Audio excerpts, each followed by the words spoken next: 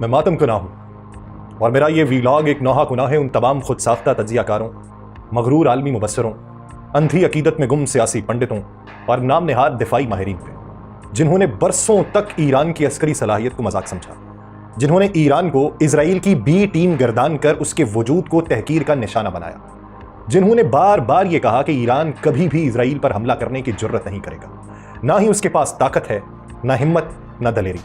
یہ وہی لوگ تھے جنہوں نے اسرائیل کو ناقابل تسخیر مان لیا تھا، جن کا ایمان اسرائیل کے آئرن ڈوم، ڈیوڈ سلنگ اور ایرو سسٹم پر اس درجے مضبوط تھا کہ وہ سمجھتے تھے جیسے وہ زمینی خدائی سے نوازے گئے۔ ان کا ماننا تھا کہ اسرائیل کے دفاعی نظام 90% سے زائد میزائلوں کو روک لیں گے۔ امریکہ، نیٹو اور یورپی طاقتیں مل کر اسرائیل کو ایسا مضبوط قلعہ بنا چکی ہیں جسے ایران جیسے ملک کی ہوا بھی نہیں چھو سکتی۔ لیکن جب ایران نے جوابی حملہ کیا،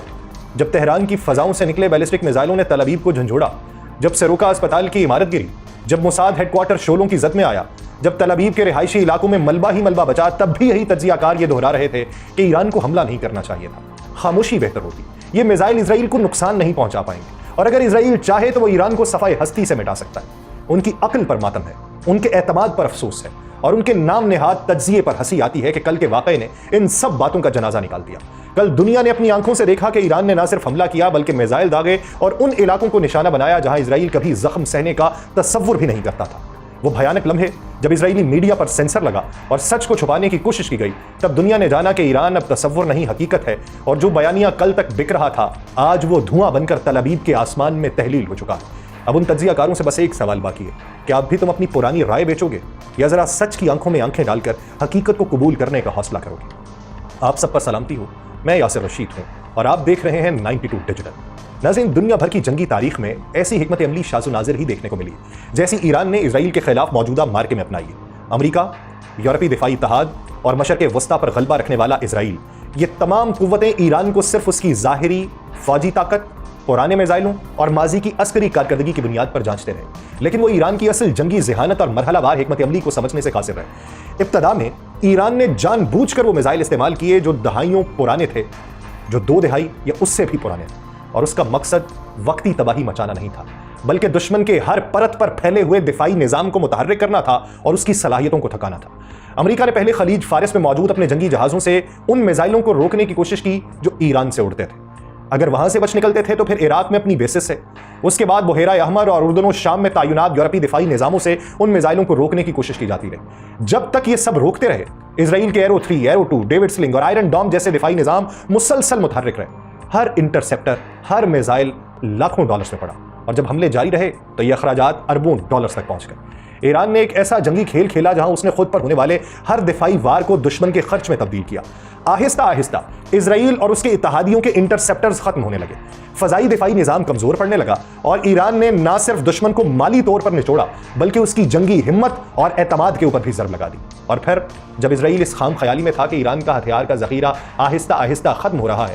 ایران نے وہ اصلی وار ہیڈ میزائل داغا جو محض پھلجھڑی نہیں بلکہ جنگی نقشے کو بدلنے والا ہتھیار تھا۔ تل ابیب لرزا، ساروکا کا اسپتال ملبہ بنا، انٹیلیجنس ہیڈ کوارٹر تباہ ہوا، اور سب سے بڑھ کر اسرائیل کی نفسیاتی برتری دھول ہو گئی۔ اب دنیا حیران ہے، مبصرین ششدر ہیں، عسکری ماہرین پریشان ہیں۔ یہ محض میزائل جنگ نہیں، یہ ذہانت اور صبر کے امتزاج سے بنی وہ اسٹریٹجی تھی جس نے دنیا کی سب سے مہنگی دفاعی چھتری کو چھلنی کر کے رکھ دیا۔ ایران نے ایک نئی جنگی لغت متعارف کرا دی ہے جہاں طاقت صرف بارود سے نہیں تدبر سے ناپی جاتی ہے، اور ایران اپنی موجودہ حکمت عملی کو برقرار رکھتے ہوئے روزانہ کی بنیاد پر صرف چند سجیل 2 یا اس کے ہم پلہ بیلسٹک میزائل داغتا رہے تو یہ اسرائیل کے لیے طویل مدتی لحاظ سے ایک ناقابل برداشت دباؤ بن جائے گا۔ اسرائیل کا ملٹی لیئر ڈیفنس سسٹم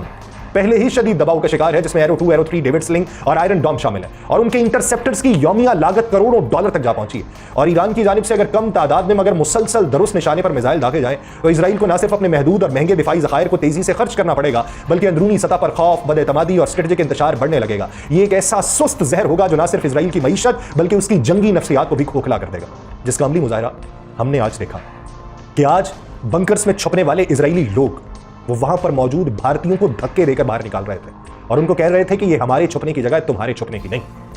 یہ ہمارے لیے بنائی گئی ہے، تمہارے لیے نہیں، ہم اس میں بیٹھ کے بچیں گے، تم نہیں، تم اپنے لیے اور سامان کا انتظام کرو، اور جگہوں کا انتظام کرو، اپنے لیے کوئی اور پناہ گاہ ڈھونڈو۔ یعنی نفسیاتی حدوں کے اوپر بھی اسرائیل نے کاری وار کیا۔ لیکن یہاں پہ سوال یہ ہے کہ ایرانی میزائل ذخیرے میں ایسے انتہائی خطرناک میزائل باقی ہیں جو اب تک داغے ہی نہیں گئے، اور اگر یہ میدان میں آئے تو اسرائیل کے لیے صورتحال مزید سنگین ہو جائے گی۔ उसमें सबसे नुमाया शहाब 5 और शहाब 6 मिसाइल हैं, जिनके बारे में ख्याल किया जाता है। ख्याल क्यों? क्योंकि इससे पहले वो कहीं आजमाई नहीं गए, और जब कोई चीज़ आजमाई ही नहीं गई तो उसके बारे में ख्याल आप महदूद भी कर सकते हैं और लामहदूद भी। उनके बारे में जो ख्याल किया जाता है उनकी रेंज 4000 से 6000 किलोमीटर तक हो सकती है, और ये ICBM inter continental ballistic missile की रेंज में आएंगे। उनमें भारी वॉरहेड ले जाने की सलाहियत मौजूद है, और ये मिसाइल इजराइल के किसी भी हिस्से को ना सिर्फ आसानी से निशाना बना सकते हैं, बल्कि उसके साथ अमरीकी फौजी अड्डों और यूरोपीय तनसीबात तक भी पहुंच सकते हैं, जिससे जंग का दायरा आलमी सतह तक फैलने का इम्कान हो जाता है। उसी तरह ईरान के खरम शहर 4 मिसाइल का अभी तक इस्तेमाल नहीं हुआ।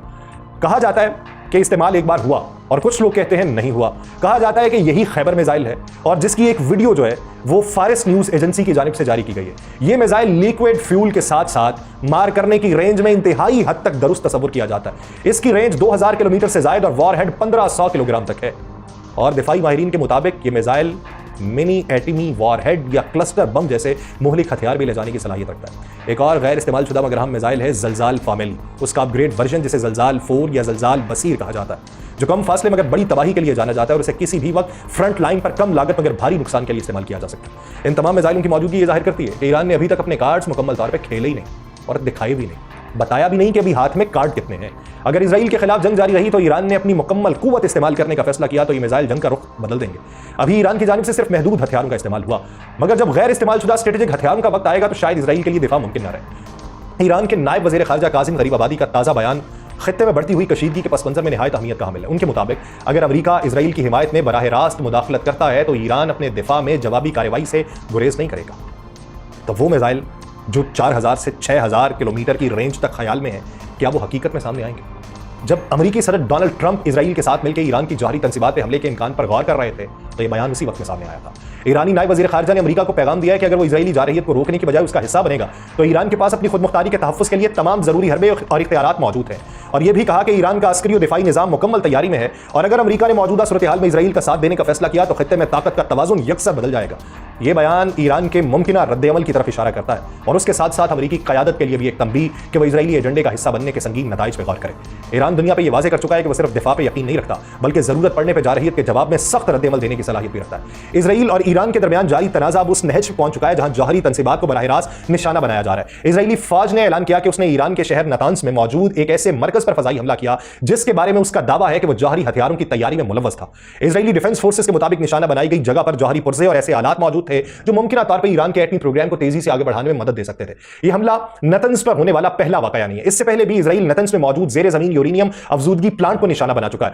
और रवां हफ्ते के आगाज में आलमी एटमी तवानाई एजेंसी के सरबराह ने यह बताया था कि इजरायली हमले से नतन्स के सैनिटरी फ्यूजेस को शदीद नुकसान पहुंचा है, अगरचे वो मुकम्मल तौर पर तबाह नहीं हुए। और इजराइल मुसलसल ईरान पर इल्जाम लगा रहा है कि वो अपने यूरेनियम के जखीरे को उस सतह तक ले जा रहा है जो जौहरी हथियारों की तैयारी के लिए काफी हो सकता है। उसके बरक्स ईरान ने सख्ती से अपने मौक़िफ़ का इयादा किया कि उसका जौहरी प्रोग्राम मुकम्मल तौर पर पुरअमन मकासद के लिए है, और बैनुल-अक़वामी बरादरी बिलखुसूस IAEA के 35 मुल्की बोर्ड से मुतालिबा किया कि इजराइल की इस जारहियत की सख्त मजम्मत की जाए। यह पेशरफ्त इस बात का इशारा देती है कि अब जंग सिर्फ रिवायती मैदानों में नहीं बल्कि जौहरी तनसीबात और आलमी सलामती के इदारों के दरमियान भी लड़ी जा रही है, और अगर इस कशमकश को सिफारती तौर पर न संभाला गया तो इसके असरात न सिर्फ मशरक़ वस्ता बल्कि पूरी दुनिया पर मुरतब होंगे। इजराइल और ईरान के दरमियान कशीदगी अब इंतहाई हसास और खतरनाक मोड़ पर है। इजरायली फौज सरकारी तौर पर तस्दीक कर रही है कि